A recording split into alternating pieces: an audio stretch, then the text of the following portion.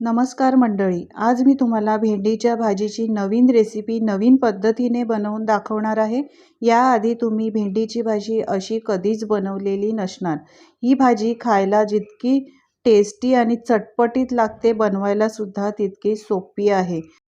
तर एकदा या पद्धतीने तुम्ही भेंडीची भाजी बनवून बघा, तुम्हाला नक्कीच आवडेल। चला तर रेसिपीला सुरुवात करूयात। तर भेंडीची भाजी बनवण्यासाठी इथे मी पाव किलो भेंडी घेतलेली आहे। भेंडी आणून स्वच्छ धुतली आहे, त्यानंतर सुती कपड्याने चांगली पुसून घेतलेली आहे। भेंडी ओली ठेवायची नाही अजिबात, सुती कपड्याने पुसून घ्यायची आहे। त्यानंतर याचे मागचे आणि पुढचे देठ कापून या मोठ्या मोठ्या पीसेसमध्ये कापून घ्यायचे आहेत, म्हणजेच याचे मोठे तुकडे करून घ्यायचे आहेत। भेंडी बारीक चिरायची नाही। तर तुम्ही पाहू शकतात मी अशा पद्धतीने भेंडी चिरून घेतलेली आहे, म्हणजे एका भेंडीचे 2 तुकडे केलेले आहेत। ही भाजी बनवण्यासाठी अशाच प्रकारची भेंडी कापून घ्यायची आहे, लहान कापायची नाही। चला तर आता यामध्ये मसाले घालूया। पाव चमचा हळद पावडर घालायची आहे। एक मोठा चमचा काश्मीरी मिरची पावडर घालायची आहे, यामुळे कलर खूप छान येतो। 1 चमचा धणे जिरे पावडर घालायची आहे। तुमच्याकडे जे मसाले घरात अवेलेबल असतील ते तुम्ही इथे वापरू शकतात। अर्धा चमचा किचन किंग मसाला वापरलेला आहे। तुमच्याकडे अवेलेबल घरात नसेल तर तुम्ही गरम मसाला वापरला तरी सुद्धा चालेल। अर्धा चमचा बेसन घालायचं आहे। बेसनमुळे भाजीला बाइंडिंग चांगली येईल आणि मसाले व्यवस्थित लागले जातील।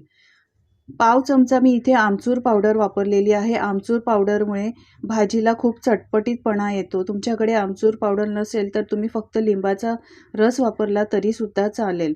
अर्धा लिंबूचा रस सुद्धा मी इथे वापरलेला आहे। त्यानंतर चवीप्रमाणे मीठ घालायचं आहे। मी परत पाव चमचा काश्मीरी मिरची पावडरचा वापर केला आहे, कारण मला थोडी कमी वाटते। आता मी इथे 1 चमचा मोठा तेल घेतलेला आहे। तेल तुम्ही कोणतंही वापरू शकता, शेंगदाण्याचं तेल, खोबरेल तेल, राईचं तेल सुद्धा वापरलं तरी सुद्धा चालेल। आता हे तेल या भाजीवर असं घालून घ्यायचं आहे। आता हे हाताने सगळे मसाले भेंडीला चांगले चोळून घ्यायचे आहेत। अशा पद्धतीने हाताने चोळल्यामुळे भेंडीला मसाले चांगले लागले जातात आणि भेंडीची भाजी चांगली चविष्ट बनते। तर तुम्ही पाहू शकता सगळे मसाले मी अशा पद्धतीने या भेंडीला चोळून घेतलेले आहेत। तर सगळ्या भेंडीला मी व्यवस्थित मसाले अशा प्रकारे लावून घेतलेले आहेत। आता 10 मिनिटं ही भाजी अशीच ठेवायची आहे, म्हणजे भेंडीला चांगले मसाले लागले जातात आणि त्यानंतर आपण ही भाजी बनवायची आहे। आता भाजी बनवण्यासाठी इथे मी पॅन गरम करायला ठेवलेला आहे। पॅन चांगलं गरम झालं की यामध्ये 1 चमचा मोठा तेल घालायचा आहे। लक्षात ठेवा, आपण भेंडीला मॅरिनेट करताना सुद्धा तेलाचा वापर केला आहे, त्यामुळे मी इथे 1च चमचा तेल वापरलेला आहे। तेल चांगलं गरम झालं की 1 चमचा मोठा जिरं घालायचं आहे। जिरं चांगलं तडतडू द्यावं, म्हणजे चांगलं गरम झालं पाहिजे। गरम झाल्यानंतर इथे पाव चमचा मी मेथीचे दाणे घातलेले आहे। मेथीचे दाणे घातल्यामुळे भाजीला चव छान येते आणि भाजी पौष्टिक देखील बनते। फोडणीमध्ये नेहमी मेथीचा वापर करावा, यामुळे भाजीची चव अधिक वाढते। आता इथे मी हिंग पावडर वापरलेली आहे। हिंग पावडरमुळे पचनास काही प्रॉब्लेम होत नाही। यानंतर 10-12 लसणाच्या पाकळ्या मी ठेचून घेतलेल्या आहेत, त्यासुद्धा या तेलातच चांगल्या परतवून घ्यायच्या आहेत। तुमच्याकडे लसूण पाकळ्या नसतील, आलं लसूण पेस्ट असेल तर तुम्ही त्यासुद्धा वापरल्या तरी सुद्धा चालेल। आता चांगला कलर चेंज होईपर्यंत परतवून घ्यायचा आहे। त्यानंतर इथे मी एक मोठा कांदा बारीक चिरून घेतलेला आहे। कांदा बारीकच चिरून घ्या। आता सगळं व्यवस्थित परतवून घ्यायचं आहे आणि कांदा चांगला गोल्डन कलर येईपर्यंत छान मंद गॅसवर परतवून घ्यायचा आहे।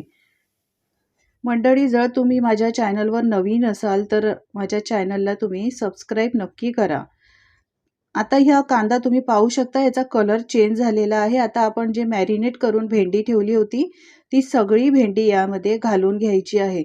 रेसिपी बघा किती सोपी आहे बनवायला। तुम्ही एकदा अशा पद्धतीने ही रेसिपी बनवून तर पहा, तुम्हाला नक्कीच आवडेल। आता सगळं व्यवस्थित मिक्स करून घ्यायचं आहे आणि झाकण ठेवून 2 मिनिटं मंद गॅसवर शिजवून घ्यायचं आहे। 2 मिनिटं झालेली आहे, मंद गॅसवर मी शिजवून घेतली। पुन्हा एकदा सगळं मिक्स करायचं आहे। 2 ते 3 वेळा व्यवस्थित अशा पद्धतीने मिक्स करून आपल्याला ही भाजी छान शिजवून घ्यायची आहे। तर मी सगळी भाजी पुन्हा एकदा मिक्स केली आहे. झाकण ठेवूया आणि पुन्हा 2 ते 3 मिनिटं ही भाजी चांगली मंद गॅसवर शिजवून घेऊया. भाजीला शिजायला या जास्त वेळ लागत नाही, लवकर शिजते. तर तुम्ही पाहू शकता ही भाजी आपली एकदा पुन्हा ढवळून घेऊया, मिक्स करून घेऊया. भाजी आपली तयार झालेली आहे. एकदम सॉफ्ट अशी भेंडीची भाजी तयार झालेली आहे. मिक्स करून घेऊया आणि आपण पाहूया की ही भाजी आता शिजली का. तर हे बघा तुम्हाला दाखवते, अशा पद्धतीने हाताने दाबून बघायचं आहे. भाजी एकदम नरम आणि सॉफ्ट झालेली आहे. याचा अर्थ आपली भाजी आता तयार झालेली आहे. आता बारीक चिरलेली यावर कोथिंबीर घालायची आहे.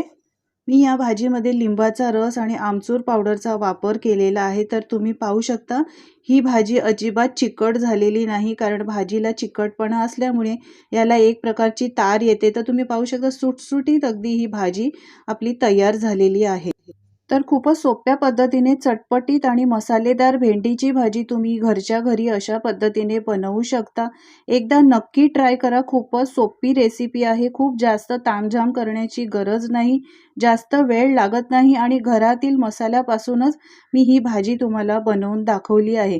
तुमच्या घरच्यांना ही भाजी नक्कीच आवडेल. तर एकदा बनवून ट्राय करा आणि मला सांगा ही रेसिपी कशी वाटली तुम्हाला. रेसिपी जर आवडली असेल तर लाईक करा, शेअर करा आणि माझ्या चॅनलवर जर तुम्ही नवीन असाल तर प्लीज चॅनलला सबस्क्राईब करा. यामुळे नवीन व्हिडिओ बनवण्याचे मोटिवेशन आम्हाला मिळत राहते.